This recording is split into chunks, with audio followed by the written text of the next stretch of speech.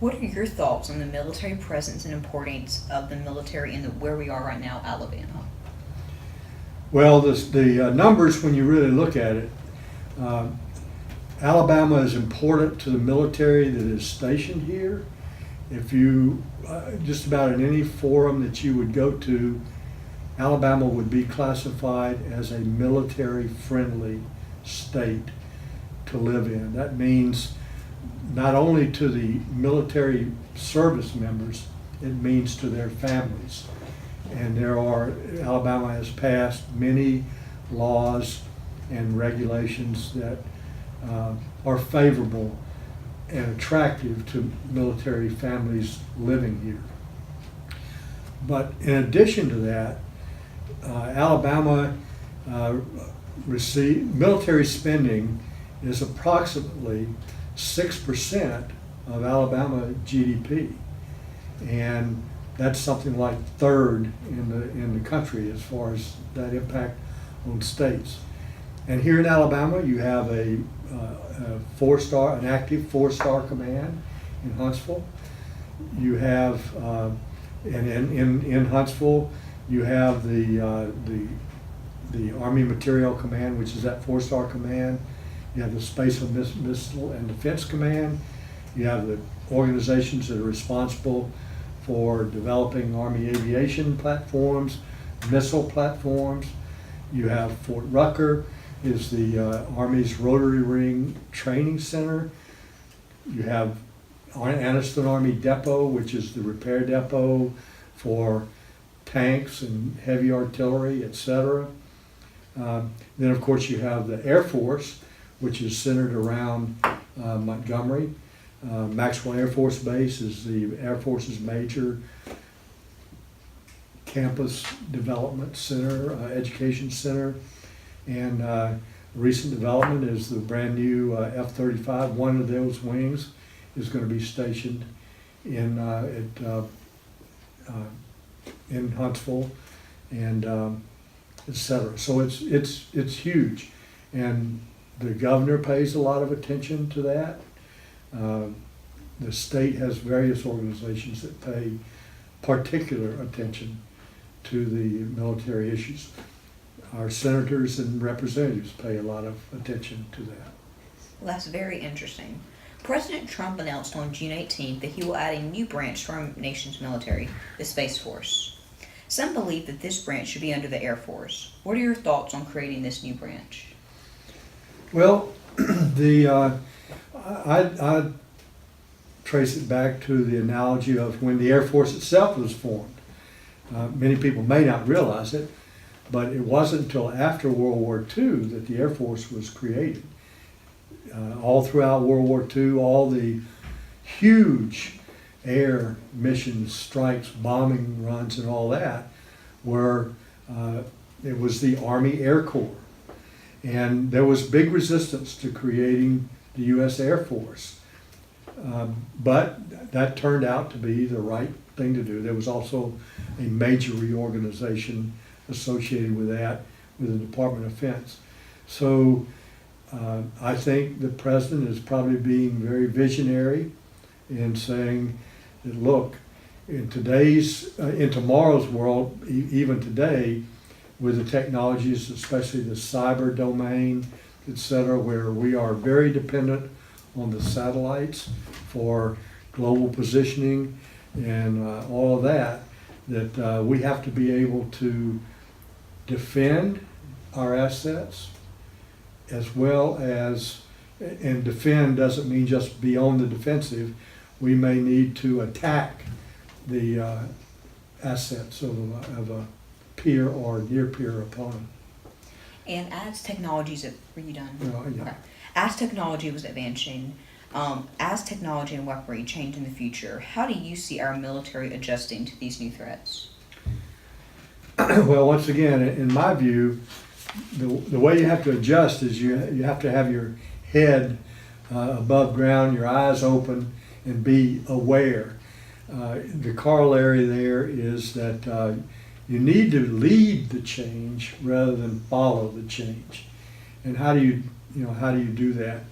Well, especially in the information technologies and some associated technologies, the commercial world advances faster in most cases than the military. So many of our efforts, and I could talk a long time about it, but I won't today,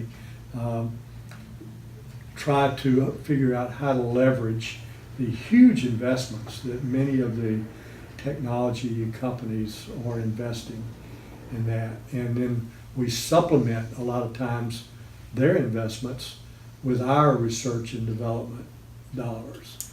And but we're trying to stay ahead. You don't want to fight from a position of being behind in some of these areas. What advice would you give to younger Americans interested in serving in the military and reaching high positions? Well, I gave a lot of thought to that question. I never thought about the military until my father was, probably when I was a sophomore in high school, asked me about what were my plans for college, etc. And I won't drag it out, but he asked me had I ever been interested in or ever looked at the military academies, and I had not. But my father, being obviously a little bit more older, probably wiser, looked ahead in the world and saw turmoil and conflict, etc., and believed that we would be involved one way or the other, and asked me would I be interested in at least looking at it. And in hindsight, he was very wise, and maybe I was wise to say yes. When I have an opportunity, and used to have a lot of opportunities to speak to young people, I would say that the military is one of the arms of the United States power. And if you go to West Point, or if you make a career of the military, even if you don't make a career for the few years you're in, you are a piece of the strategic landscape, whether you know it or not. You should know it. And so what I would say is, as a young person is considering what they want to do for the future, they should learn about the military. They should learn about the opportunities in the military, which are substantial. I don't even know if the young people read Beetle Bailey and all that now, but those are sort of stereotypes. They're funny and all that, but they are not typical at all. And me personally, I saw the military as a opportunity for me to not have to decide and pigeonhole myself on what I wanted to do when I was 18, 19, 20 years old. To me, it looked like the aperture and the range of opportunities just kept opening up and opening up and opening up. And to me, that was very attractive. I mean, after all, who would have thought that a black bear from Tuscaloosa, Alabama, would have been the senior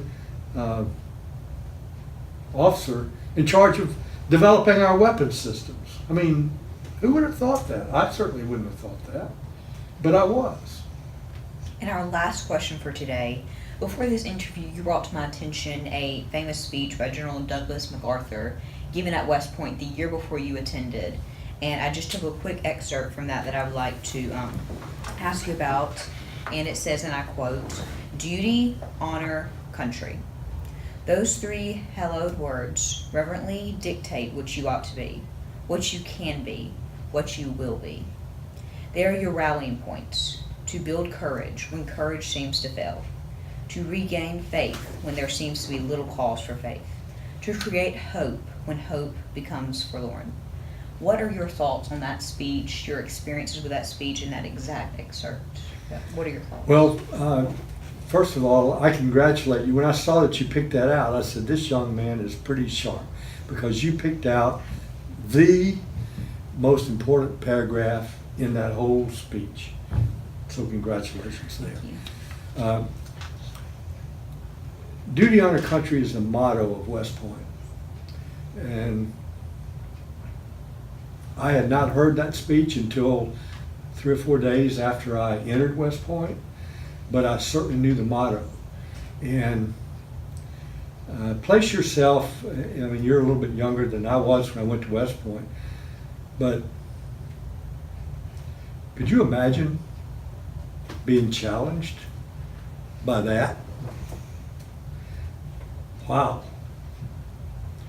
Now, I sent you that as I was trying to prepare for a question that you were previously answering about traits and attributes for being successful and all that.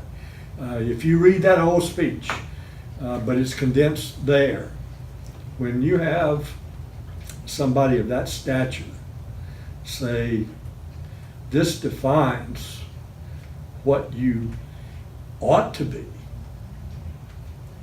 what you can be, and what you will be, that's pretty big stuff.